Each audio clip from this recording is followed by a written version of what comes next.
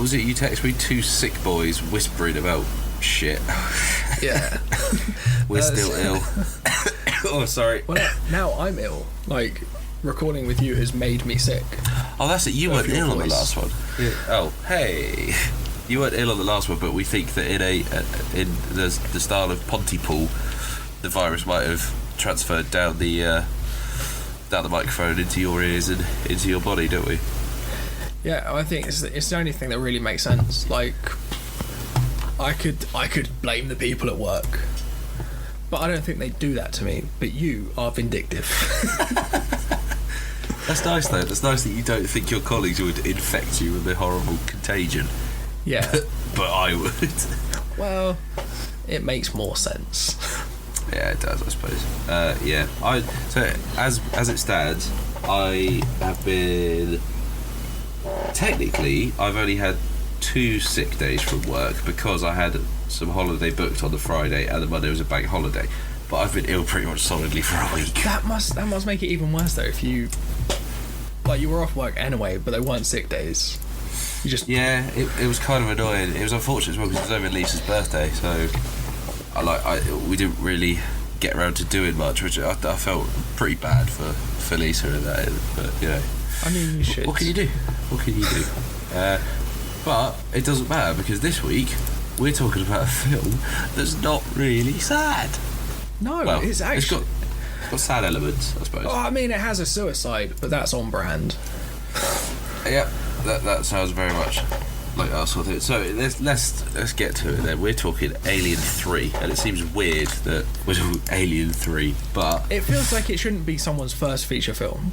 Well, I don't know. I mean, I was thinking about this while I was watching it the other day. I was like, well, it's not that unusual that, you know, a first-time director gets handed, you know, a franchise film to do. I mean, to be fair, there were big boots to fill because if you're coming on to Alien 3 and you're following Alien, which is it's probably the best sci-fi horror of all time, and then you follow that with Aliens, which is far more gun-ho, one of the best action films of all time, and then they go, right, you've got to do a film that's in the same universe, but after all that, there's big shoes to fill. But I'm glad that they picked David Fincher.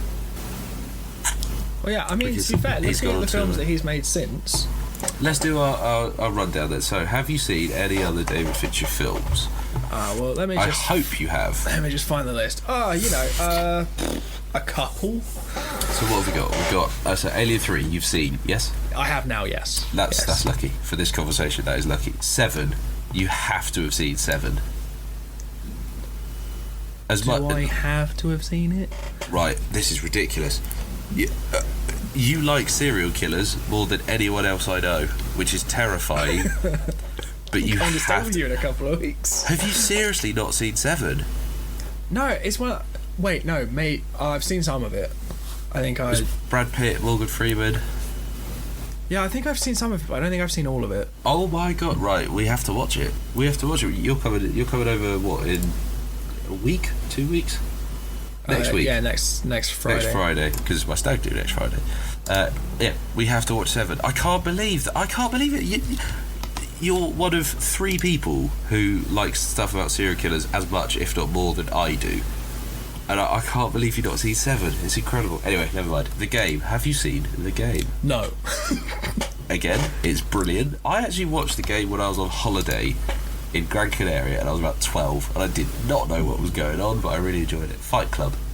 That's possibly his best known film, I'd say. I mean, I have seen it. It's where my undying love for unreliable narrators comes from. That's very true. I'm trying to think if it's got a static camera shot in it, because that's, you know, on our bingo list. At the end of this series, I would like us to have a co-director / pilot's bingo list of, like, you know, we'll have a 9 square. It's got a unreliable narrator, static shot. Just a way to work out whether or not we actually like stuff. Yeah. Just like, if it doesn't have all 9 of these things, it's a no. No, if it has all 9, it's because they're going to be so rare. It technically has to be the best film ever made. Fight Club. Objectively. Fight Club.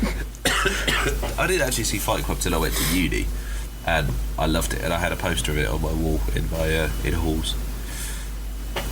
Yeah, no, Fight Club was really good. I love Fight Club. Panic Room. I have seen Panic Room. That is a fantastic film. Really, really good thriller. That Zodiac. I have seen Zodiac. What do you think of Zodiac? I really liked it. I mean, it has this real problem of no one knows the answer. So yeah. Well, but then you said previously that makes it like scarier when you're listening to something that's like cases that haven't been solved. Unsolved murders are the worst. Like, for just the reason that it could still happen to you. Yeah, it could still be out there. Have I told you my mum's Yorkshire Ripper story? Maybe, but not on the podcast, so... Go. Right, strap yourselves in. My mum was a student in Sheffield. I think she was a student anyway around this time, but at the time that what's his name, Peter Sutcliffe was running around Yorkshire killing young girls. Women. Yeah. And she was invited to a party, and she was invited to by her friend was anyway at some point, because I remember there's a conversation that my mum had with someone saying you shouldn't go out on your own, the Ripper's around, so they were aware of him. At this point he was fairly prolific and everyone was worried. I think my mum and her friend, that's it, my mum's friend wanted to go to a party, and my mum said absolutely no way you go there on your own. So that's how they had the conversation of you shouldn't go on your own, the Ripper's out there, fuck it, I'll come with you. They're walking to this party, walk down this alleyway, this bloke approaches them, and he had the curly hair and everything, and says, oh, have you got the time? And my mum said, oh, it's such and such, like 9 o'clock or whatever. He goes, thanks very much, walks past, and it actually was him. It was the Yorkshire Ripper that they walked past. Terrifying. Yeah, that could have gone, had that gone another way, I wouldn't be here. Shit. Hey, come on. No, that's terrifying. Yeah. So yeah, that's my connection to serial killers. Do you think it was a killers. test?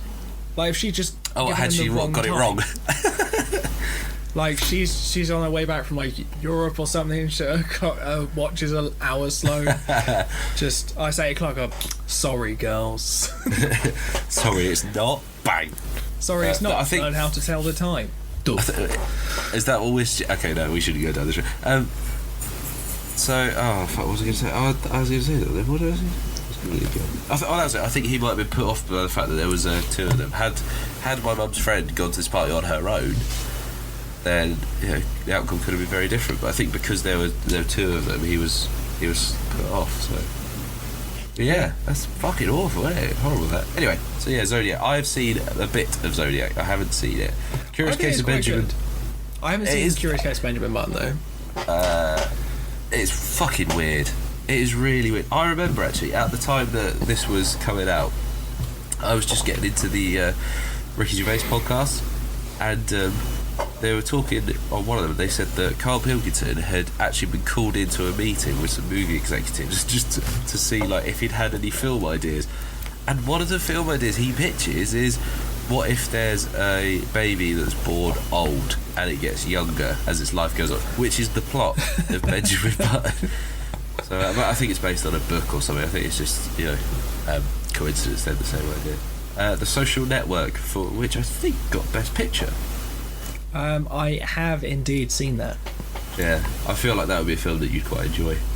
I did. I would still enjoy it if I watched it now. It received Best Motion Picture. Oh, there we go. Best Adapted Screenplay, Best Score, and Best Editing. Social Network. Yeah, I mean it was really good, and much in the same way that Facebook changed social media, I think we got a lot more like biopics about companies and their founders after that film. Because was it a few years later you get the Danny Boyle, Steve Jobs one? Yeah, and then there was the WikiLeaks one, like the Third Estate. There's been a bunch of them recently. Yeah. But I can't think of any from before The Social Network.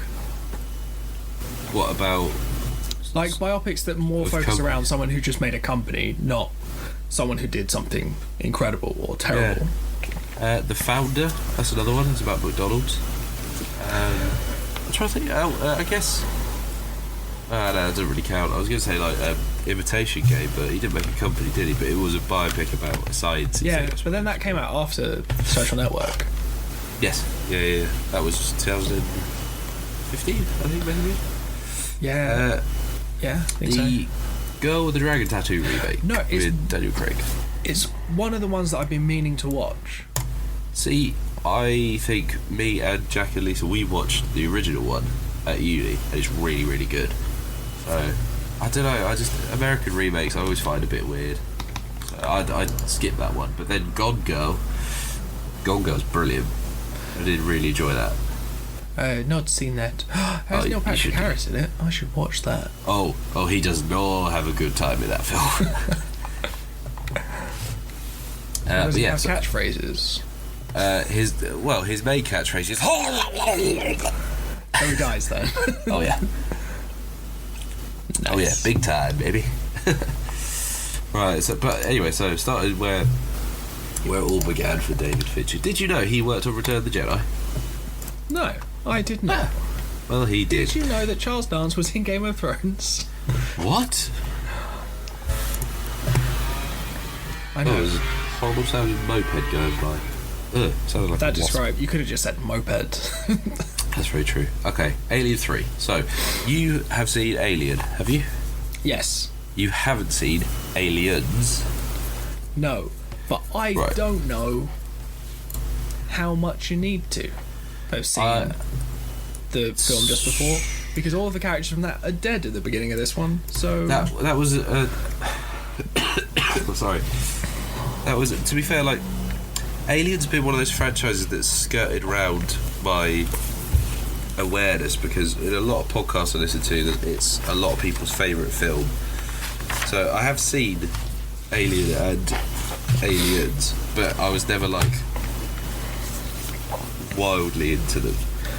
But I can appreciate like how good they are. well, and stuff doesn't the now. next film after this just undo the end I of think this so. film with cloning? Yeah, I'm pretty sure it does. So, but yeah, so to start off where Aliens leaves off, then I suppose the only things you really need to understand is that the alien, the xenomorph, could put eggs in people and they hatch through people's chests. Its Yeah, because blood they introduce is that in acidic. Aliens, don't they? Like the Queen stuff. The queen, yeah, the alien queen is in Aliens. In the first Alien, it is literally just there's one xenomorph, and it takes on a bit of DNA from its host. So this alien in Alien 3, because it spent some time in a dog, it has more sort of dog feet, so it runs on all fours, so it's a bit quicker rather than just a bipedal thing. I actually thought the design of the alien was not as good as the I first one. think some of the how do you say visual effects. Yeah, they are a little dated, aren't they? But Yeah. you know, let's be fair. This is 1992. Yeah, that's the thing. I saw like a couple of the scenes. I was like, Sorry. oh, these are not pretty, and I was like, 92. Yeah, I mean, it does blend sort of the physical effects, Yeah, but it does really use a lot of, you know, CGI, and at a point where CGI wasn't quite there yet. I mean, most CGI pre like Matrix and Lord of the Rings wasn't 100%. Even then, some of the sequences there are like, dated. the Lord of the Rings visual effects are pretty solid. Yeah. But yeah, the Matrix has some wonky scenes, but for the most part, it's pretty solid as well. I'll tell you what does really stand up, it does use CGI and physical effects. Jurassic Park. Like, you still believe that those dinosaurs are there. That's true. It's been a long time since I've seen the original Jurassic Park. Right, so that's what we're doing. When you come down, we're going to watch 7, and then as a palate cleanser, we're going to watch Jurassic Park. So yeah, it was a strange opening to Alien 3 for me, to be honest, because in Aliens, Ripley put so much time and energy in trying to save you and Bishop. But then this just basically goes, alright, they're on the ship, there's a fire, something happens, and they all die, apart from Ripley. You don't want to pay a lot of characters for 2 films. So, and it's a lot easier to start your own, especially as a new director coming in, to start your own story with like just the lead character. I guess it was. I wonder if it might have been because Aliens was so different. I wonder if he was like, okay, well, yeah, Aliens was good, but the film I want to make is going to be closer, more akin to the original Alien, which for a large section of it is just Ripley and the alien, and in a claustrophobic setting. However, having said that, the prison on Fury 616 is nowhere near as claustrophobic as the Nostromo in the original Alien. But on the whole, I did really quite like Alien 3. I didn't think it was. I thought it was going to be a much worse film, but I did quite enjoy it despite I thought it was going to have shortcomings. The sequel problem that you get with a lot of like, because the first Alien's like a proper, it's like bordering on like horror thriller sort of territory. Yeah, it definitely is a horror because film. There's only one alien, but you never know where it is. Whereas I think even in Alien 3, they're a bit too good at figuring it out. Yeah. Yeah, although I suppose they could argue, Ripley's fought these things for quite some time now. She's got quite used to how they, particularly in Aliens, they have a decent chance of getting to combat with them. But yeah, no, I do know what you mean. It is a bit. But the thing I also like is that it did just try and stick to one alien, and it just like wasting through a bunch of people. Yeah. Because so it's a prison, so they don't have weapons, obviously. That's it's a good sort of contrivance to get them to a point where there's a small space. They can't leave the prison because of the weather. There's a ship on its way, and they have to just survive. Although I don't think it quite had the same tone as the original Alien, because that's very, very oppressive and quite bleak, because pretty much the entire crew gets wiped out. I think this tries to set itself up somewhere in between, like Aliens being quite action focused, and the first Alien being like where the fuck's the alien? I think it puts itself somewhere in the middle of that, because like the first hour is mostly just Ripley not telling anyone what's going on. That didn't really sit well with me. I was like, why wouldn't you just say, right, here's the thing, I know what's going on here, it's this alien thing, we've got to... Yeah. I don't know why she felt the need to keep that from everybody. But having said that, I am now starting to think that Ellen Ripley might be one of my favourite fictional characters ever. There's a couple of moments in here in Alien 3 I was like, yeah, it's fucking go on, Ripley. It's like right at the start where she's talking to Clemens, who's played by Charles Dance.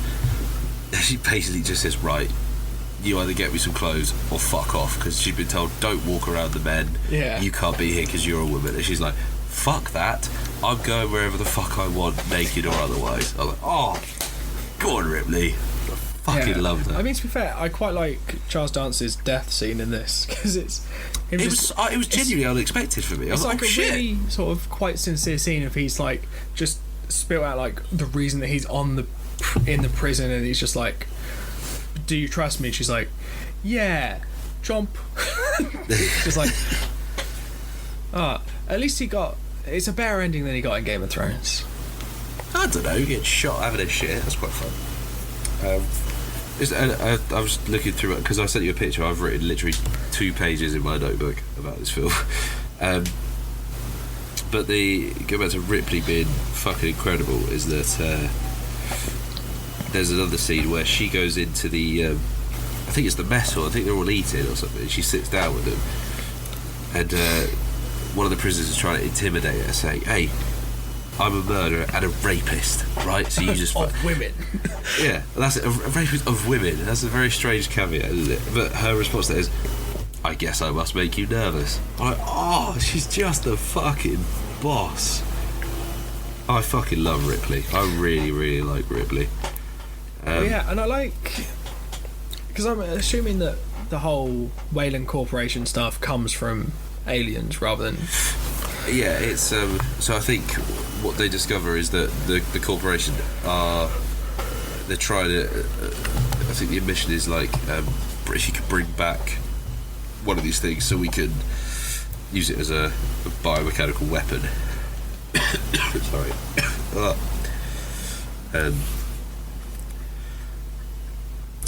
I can't remember. This is the thing. I'm no expert in alien, and I know that there is a deep world you could get lost in, like looking up. Wasn't it quite connected to the Blade Runner world? I think it's. I don't think it's quite.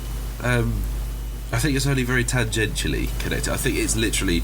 Ridley Scott has said, yeah, these operate in the same universes. This is all happening on the same thing. I don't think there's a direct Wayland crossover. Exists as a company in Blade Runner, I believe. Or possibly. I mean, I'm no expert in. Neither am I. I think Ridley Scott's I've heard sci-fi. that they're connected also because Ridley Scott.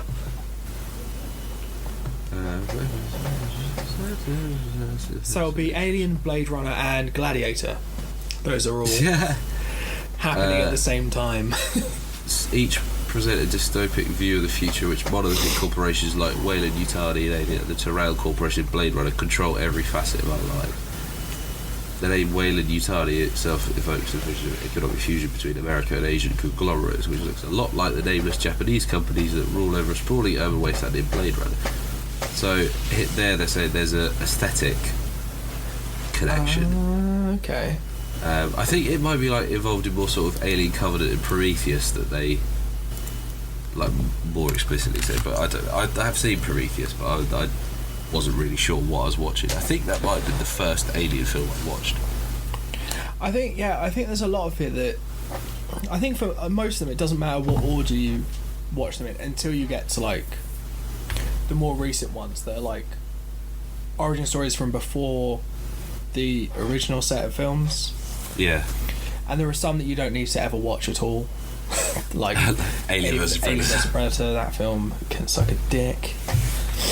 I didn't mind it. To be fair, I watched it when I was about 12. Well, I think it took two good alien characters from Alien and Predator and just went, yeah, but imagine there are fucking loads of them and it's not scary and they're just trying to kill each other and you're just in the middle of it. And I was like, that sounds, now that you say it like that, fucking awful. Because they're like two characters that are meant to be the ultimate like killing machines. Brutal killing machine, and you never know where they are. And then they're just like, but also there's this temple in space where they just all live. I need to rewatch Alien vs Predator. I would quite happily, and I was thinking about doing this at some point soon. I would quite happily do like a day of all the Ridley Scott sci-fi related stuff. I think that could be quite a fun day. I might do that at some point soon. Another point about this, right? All the men are fucking idiots in this film. They're all really fucking stupid. So the scene where they discover that is it Murphy who gets killed by the blade? He's trying to clear out the tunnel. He's in the air vent, and there's the propeller at the end of it. And there's something goes wrong. He ends up dead. And they're all standing around talking like, oh shit, yeah, I wonder what could have happened. And Charles Dawes literally looks into this little hole where the alien's clearly burst its way through. He's looking at it like, yeah, nah, probably the propeller that killed him then. And I was like, maybe it's something to do with that big gaping fucking hole. But the thing, they're all standing there, the fan's still spinning. And it's like, oh yeah, he probably just got sucked into the fan. And I'm just like, but you're all standing there not being sucked into the fan. But even the more intelligent sounding people, so Dylan, right, he's set up as quite a progressive character who's like, right, we need to do this for the good. He wants to sort of save as many people as he can and keep peace. And he's willing to listen to Ripley in one scene, and then in literally the same scene, he turns around and starts having a go at Ripley, like, you don't know what you're doing here and stuff. I was like, where's all this come from? He was supporting her a second ago, now he's all like, nah, you're shit, love. Yeah, a lot of the characters are... I don't mind that a lot of them die. Like that, actually, I made that note, like, saying, if the prison holds the scum of the universe, why would the medvac ship make the effort to come and save them? Well, the medvac's just coming to save Ripley, though. Because I'm pretty That's sure true, but they're all planning to. Like, the mercenaries just fucking kill everyone. Anyway. Yeah, but I guess that was always going to happen, I suppose. But yeah, so... Because, you can't pay actors to be in more than one film. So they all have to die. Even if they're the dad in Him and Her. Did you notice that? Aaron? He's Becky's dad in Him and Her. Oh, shit. No. I did notice that. Yeah, that was him. They have the quite a few teams. They're trying to survive, escape from the alien. It is then discovered Ripley. The reason, because the alien kills Clemens, Charles Darwin's character, goes for Ripley, and then you get the quite famous shot of Ripley with a shaved head turning away from the alien, and the alien's face is right next to her. It then disappears. Just turns around and goes, isn't that something like that in most of them, though? I don't know. Where someone comes like face to face with the alien. Not that they always survive, but that someone's like face to face with it. I think that was the most iconic one, but I guess it must actually happen. But I think the shot in the bathroom. So, so then it's Ripley discovers that she actually has an alien egg inside her. So when she was in the cryotube, the face hugger impregnated her. So she has a queen alien growing inside her. So she then resorts to, okay, well, we'll kill this one, and then I need to die. We'll just call it doing a golem and jumping into the fire. I actually didn't know how this film ended. Like, for all its, it's alien and all that sort of thing, I didn't actually know that at the end Ripley sacrifices herself. I suppose actually she doesn't really sacrifice herself, does she? Because they've already killed the alien by dropping. Also, that ending, I was getting confused because I was like, oh yeah, cool, they're going to drop the hot lead on it. I was like, oh yeah, alien's dead. Alien bursts out the lead, and then one of the guys goes, oh, set the sprinklers off, the temperature change will kill it. I was like, that's how they kill Arnie in Terminator 2. And that came out, I think, pretty much the same year. Maybe it was the year that they learned when did water on like metal cools it down. Wait, when was Terminator 2? Because it must have been around 1991. Yeah, so it came out just before.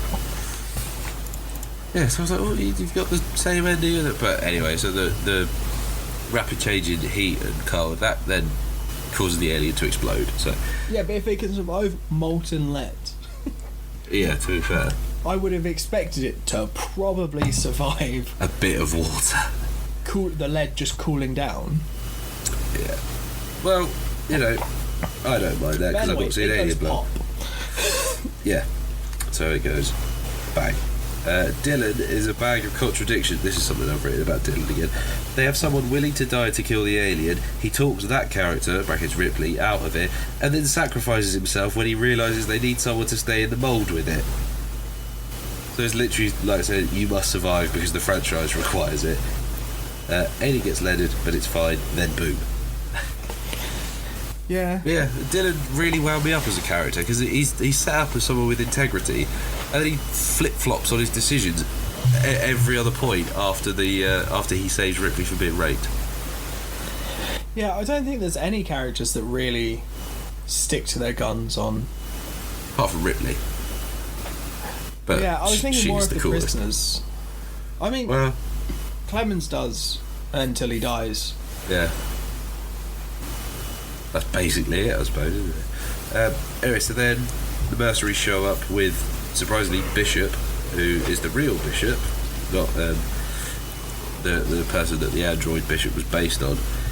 The company wants to take Ripley away, presumably to keep the alien so they can create it into a weapon. Aaron has enough of this, goes to attack Bishop and gets killed, and then Ripley jumps into the this is possibly my favourite part of the entire film. As she jumps into the furnace, the chest burster comes out, breaks through her chest and is born, and instantly is killed. I was like, Jesus Christ, I had absolutely no idea that Ripley actually gets her chest burst by an alien in the whole But the whole don't saga. worry, she's still in the next film. Yeah, very strange, isn't it? Well, I did have a look because I was like, because I've got the box set of the Alien films. I was like, but there's an Alien 4. Yeah. So then I clicked on it. I was like, yeah, it's now like a whole bunch of years in the future, and Ripley's been cloned. I was like, oh right, okay, so you're basically just retconning the whole thing without addressing it. Yeah, cool. I've just read something quite interesting. Well, she's a hybrid in that. Is she? I think so. Okay. I only looked over it very briefly because I was like, how is she in the next film? I think I am going to watch it, to be fair, because I've got it. I might as well. I've had it for 10 years. I might as well watch it. Yes, it's time. Yeah.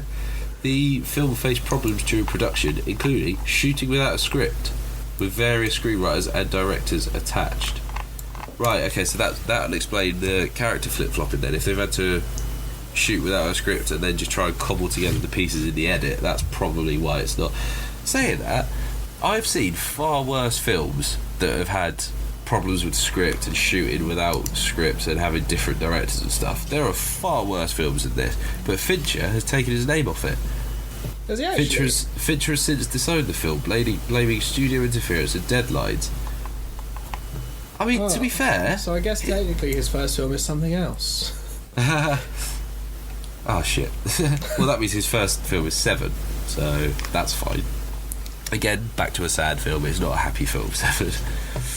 But yeah, I actually quite liked Alien 3. I enjoyed it as well. It's not great, but it's good fun. Well, that's the thing. It's one of those films that I enjoyed it, but not because it was like, oh wow, this is like the best story I've ever seen, but because it was just enjoyable and easy to watch. Yeah, it was fairly solid. It's fairly solid, well put together, sci-fi thriller. I thought it was half decent. We have definitely watched worse films. Yeah, but I mean the thing, like, I don't know if they're necessarily. We've definitely watched sadder films. For the podcast. Perhaps that's it. Perhaps we're just so relieved at having a film that doesn't make it horrifically sad. Isn't. So yeah, I really liked it. I'm probably going to go watch Alien 4, and I think on the strength of this, I'm going to watch because there was an Alien film that came out a couple of years ago, wasn't there? Alien Covenant. So I think I'll probably try and catch all of the. Just get them all in. Ridley Scott Alien sci-fi films. Well, I think I'm going to do the Blade Runner films as well. Yeah, I like it. Blade Runner films at some point. Have you played Alien Isolation? No. In terms of like really feeling that you're in the film, that is one of the best experiences. It's I've identical. seen a couple of plays of it, and I'm like, oh shit, I want to play that. Well, to be fair, the design, I love the design of Alien and Aliens. Not so much Alien 3, but I really like how the films look, and I love how the ships look and the design of the alien and stuff. I do really like all that. Well, yeah, I think the thing that the game gets right is that there's just one alien on there, and it can spook up on you at any time. Yeah. To be fair, that really, really stops being scary. Because Lisa and I and a friend Dan, we spent pretty much half a day playing it on my PC, just like passing the keyboard or whatever. And the scarier things in the game are definitely the androids. Because they just sort of they seem all right, and then they just turn on you and they're emotionless and they just walk. So it's like, okay, we have to kill you, and that's just the end of it now. They are properly scary. the alien itself isn't that scary once it's made you jump a couple of times. It's like, oh yeah, look, there it is. It just gets a bit annoying rather than scary. But that for like, you know, immersive, in terms of being an immersive game, it's fucking wicked. Yeah, I'd watch more of the films that I haven't already seen this man make. Yeah. Oh, what, Fincher? Yeah. I can't believe you've not seen Seven. We absolutely have to watch Seven. I can't believe you haven't seen This Is England, so... Definitely. That's what we can do. We can watch Seven, then This Is England. Just have a real fucking sad evening. Seven's not so much... Well, no, it is really sad. This Is England's really sad. Like in a good way. That makes you go, ooh, I'm glad I didn't grow up then. I will get around to watching it at some point. So what's the next thing you're going to hear from us? The next thing is going to be the Co-Pilots podcast, where we're doing Speechless and The Good Place. Hallelujah. What's interesting is that even though it's going to come out a week after this goes out, we might, strangely enough, still sound ill. Yeah, we most probably will. Yeah. And what's the next co-directors? The next co-directors we're looking at. does the planning for this? Ben Affleck. Batfleck. Gone anymore. Baby Gone. He's no longer Batfleck. They think it's Robert Pattinson, don't they? Oh, it's great casting. I don't know why anyone's got a problem with it. Maybe just wait until you see it before you start going, this is shit. Robert Pattinson. Brilliant. That's it. Ben Affleck, Gone Baby Gone. I'm so Speeches. sick. Good Place. I hate you. Goodbye.